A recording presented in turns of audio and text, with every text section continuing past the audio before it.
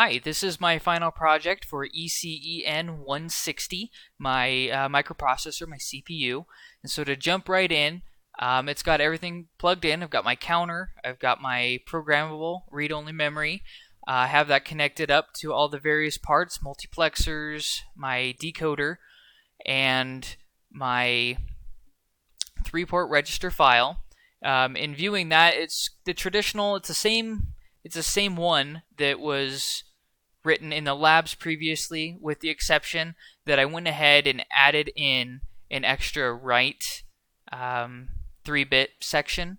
And so I've got one 3-bit write section and two 3-bit read sections that go to their multiplexers. That's another addition that I made to this circuit.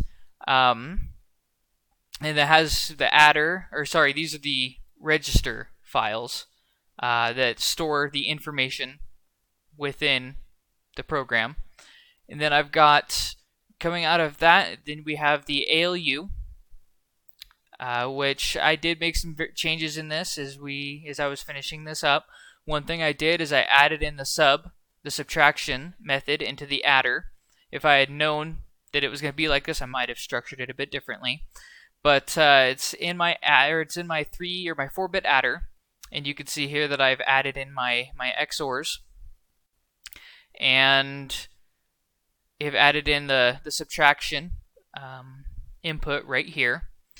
And as far as that goes, that's about it. You've got the universal clock here that's tied to the counter, to the ASCII display, as well as to the 3-port register file, and I've also got the clear that's set up to the counter, yes, and the ASCII as well.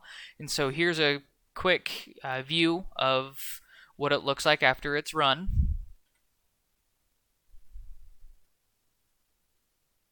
And as we can see, it has taken care of it, and it does all the processes that it needs to do.